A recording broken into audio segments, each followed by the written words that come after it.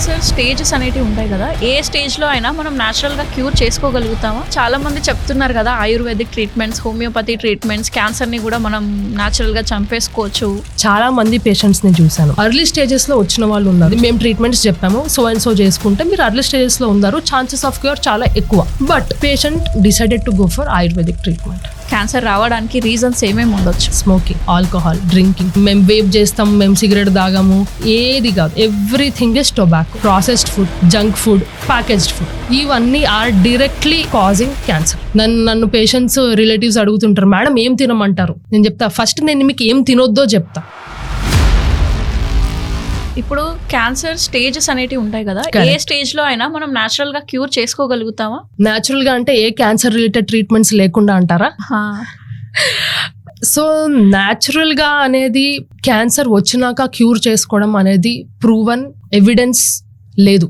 It is not proven. అంటే మనం general గా చాలా మంది చెప్తున్నారు కదా ayurvedic treatments, homeopathy treatments, cancer ని కూడా మనం న్యాచురల్ గా చంపేసుకోవచ్చు, క్యూర్ అవ్వచ్చు అని. Ayurvedic treatments, homoeopathic treatments I'm not against them. చాలా వాటికి చాలా బాగా పనిచేస్తాయి. ఓకే, బట్ ఆయుర్వేద ప్రిన్సిపల్స్ అనేవి కూడా నాకు కూడా చాలా నచ్చుతాయి. The way of living Ayurveda అంటారు కదా, అవన్నీ ఓకే. బట్ క్యాన్సర్ మీకు వచ్చినప్పుడు మీరు ట్రీట్మెంట్ చేసుకోవాల్సినప్పుడు అవి పని చేస్తాయి అనే సైంటిఫిక్ ప్రూఫ్ మన దగ్గర లేదు. ఏ ఆయుర్వేదిక్ మెడిసిన్ తీసుకొని మీకు ఇట్లా క్యాన్సర్ క్యూర్ అయ్యింది అనే స్టడీస్ లేవు. అంటే వాళ్ళు చెప్తుంటారు కదా, చాలా ఎగ్జాంపుల్స్ మా దగ్గర ఉన్నాయి. జనాలు చెప్తూ ఉంటారు బికాస్ వాళ్ళకి తెలియదు. Okay, it may be misinformation. కొందరు క్యాన్సర్ సంబంధించిన ట్రీట్మెంట్స్ కూడా తీసుకుంటారు, సర్జరీ చేసుకుంటారు, కీమోథెరపీ చేసుకుంటారు, ఆయుర్వేదిక్ ట్రీట్మెంట్ కూడా చేసుకుంటారు. ఆయుర్వేదిక్ తీసుకునే మా క్యాన్సర్ తగ్గిందంటారు, బట్ అది కరెక్టా? కాదు. Okay, and they did both. Okay, but actually నేను అది కూడా సజెస్ట్ చెయ్యను. బికాజ్ మనకి బేసికలీ ఏంటంటే ఆయుర్వేదిక్ ట్రీట్మెంట్ మన బాడీ లోపలికి వెళ్ళినప్పుడు అది మన బాడీలో ఎట్లా రియాక్ట్ అవుతుంది అనే దానికి మీకు సైంటిఫిక్ ఎవిడెన్స్ లేదు. ఇప్పుడు మీరు ఒక చిన్న టాబ్లెట్ వేసుకుంటారు, అలోపతిది, డోలోనే అనుకోండి, లేకపోతే పెయిన్ కిల్లర్స్ అనుకోండి, అందరికీ తెలుసు కిడ్నీ ప్రాబ్లమ్స్ అవుతాయి, అవి అవుతాయి, ఎక్కువ వాడకూడదు అని. ఎందుకు? మేము దాన్ని రీసెర్చ్ చేసి ప్రూవ్ చేసాము ఈ టాబ్లెట్ ఇది చేస్తుంది మీకు బాడీలో, so you know.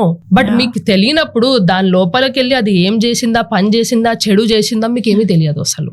So that is the only thing. Cancer వచ్చినప్పుడు I would not recommend we go for ayurvedic or naturopathy, not allopathy, homeopathy, whatever treatments. Plus నేను రియల్ లైఫ్ ఎక్స్పీరియన్స్ లో చాలా మంది patients ని చూసాను, early stages లో వచ్చిన వాళ్ళు ఉన్నారు. స్టేజ్ 1, స్టేజ్ 2 లో వచ్చారు, రిపోర్ట్స్ అన్ని వచ్చినాయి, డయాగ్నోజ్ అయింది, అంతా బాగుంది, మేము ట్రీట్మెంట్స్ చెప్పాము, సో అండ్ సో చేసుకుంటే మీరు ఎర్లీ స్టేజెస్ లో ఉన్నారు, ఛాన్సెస్ ఆఫ్ క్యూర్ చాలా ఎక్కువ. But for some reasons patient decided to go for ayurvedic treatment. Okay, వెళ్ళారు. ఓకే, దాని తర్వాత we haven't heard from the patient. I think ఒక 4 months 6 months అయ్యింది. ఓకే, మళ్ళీ నా దగ్గరికి తిరిగి వచ్చారు. ఐ సీ ద పేషెంట్, ఇప్పుడు పేషెంట్ స్టేజ్ 4 క్యాన్సర్ లో ఉన్నారు. సో ఇప్పుడు నా దగ్గర క్యూరేటివ్ ట్రీట్మెంట్స్ లేవు, స్టేజ్ ఆఫ్ క్యాన్సర్ కూడా క్యూరబుల్ కాదు. సేమ్ థింగ్ నేను cancer treatment 4-5 months back start చేస్తుంటే he would have been cancer free. So నేను చాలా కేసెస్ చూసాను in which Ayurvedic treatment hasn't worked. And cancer the principle ఒకటే, what you know scientifically evidence దేనికైతే ఉందో, research లో proof దేనికైతే ఉందో ఆ ట్రీట్మెంట్సే వర్క్ చేస్తాయి. కొన్నిసార్లు ఆ ట్రీట్మెంట్స్ కూడా వర్క్ చేయవు, because cancer is a very intelligent disease. It keeps on changing. Me cancer ఇవాళ ఉన్నట్టు రేపు ఉండదు. మీరు ట్రీట్మెంట్ స్టార్ట్ చేయగానే దాంట్లో కూడా మార్పులు వస్తాయి, అది కూడా మీ ట్రీట్మెంట్స్ ఎస్కేప్ కావడానికి వేరే వేరే చేంజెస్ చేస్తుంది. అలాంటప్పుడు మా ప్రూవెన్ ట్రీట్మెంట్సే it's taking long for us to treat cancers. ఇంత రీసెర్చ్ ఉండి, ఇంత ప్రూఫ్ ఉండి, ఇంత సైంటిఫిక్ ఎవిడెన్స్ ఉండి. And on the other hand we're talking about treatments which we do not know బాడీలో వెళ్ళి ఏం చేస్తాయో అనేది. సో ఫర్ దిస్ పక్కన పెట్టడం బెటర్. మేబీ క్యాన్సర్ ట్రీట్మెంట్ అంతా అయిపోయినాక, మంచిగా అయినాక, you can adapt for a healthy life style or undergo ayurvedic supplements at that point of time, that too ayurvedic practitioner ని కన్సల్ట్ చేసుకొని. But during treatment I wouldn't say it is a wise choice. Okay, మంచి ఒక misconception ని clear చేశారు. True. Cancer రావడానికి reasons ఏమేమి ఉండొచ్చు మనకి? క్యాన్సర్ రావాలంటే మనం కారణాల గురించి మాట్లాడితే 2 ఉంటాయి సింపుల్ కేటగిరీస్. ఒకటి మన చేతిలో ఉన్నవి, ఒకటి మన చేతిలో లేనివి. ఓకే, చేతిలో లేనివి ఏంటంటే మన జీన్స్, మన బాడీ ఎన్వైరన్మెంట్ అవన్నీ. ఓకే, మీరు ఏం చేయలేరు దాన్ని, మీరు ఏదేం చేసినా అది మారదు, దాన్ని పక్కన పెట్టేసేయండి. మీ చేతిలో ఉన్నవి చాలా ఉన్నాయి, అందరికి తెలిసినవే అవి. Smoking, alcohol, drinking, tobacco in any form.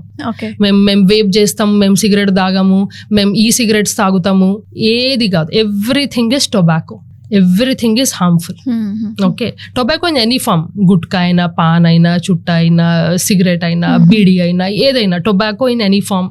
Alcohol మేము ఓన్లీ సోషల్ డ్రింకింగ్ చేస్తాము, లేదంటే మేము డైలీ 1 గ్లాస్. ఇప్పటి వరకు ఒక లిమిట్ అనేది ఉండేది మా బుక్స్ లో. ఆల్కహాల్ దానికి, స్మోకింగ్ మీరు ఒకటి చేసిన బ్యాడ్, దానికి కూడా లిమిట్ ఉంది అనుకోండి. బట్ ఏ స్మోకర్ ఒక సిగరెట్ తో స్టాప్ చేయరు కాబట్టి, so that is ruled out. Alcohol కి ఇంతకు ముందు ఒక లిమిట్ ఉండేది. Okay, so and so for men ఈ గ్లాస్, నేను చెప్దాం అనుకోవట్లేదు because people might think that we can still do that. So men కి ఇంత అయితే ఒక కట్ ఆఫ్ ఉంది, విమెన్ కి ఇంత అయితే కట్ ఆఫ్ ఉంది. దీనికంటే ఎక్కువ తాగితే మీకు ప్రాబ్లమ్స్ వచ్చే ఛాన్సెస్ ఎక్కువ. ఇప్పుడు ఏ కట్ ఆఫ్ లేదండి. మీరు ఒక డ్రాప్ తాగినా, ఒక గ్లాస్ తాగినా, 2 గ్లాసులు తాగినా, ఒక బాటిల్ అంతా తాగినా మీ రిస్క్ అయితే ఉంది. మీ రిస్క్ ఉంది. ఇప్పుడు మీరు ఒక గ్లాస్ అయినా రిస్క్ కొంచెం అనుకోండి, ఇట్ ఇంక్రీజెస్.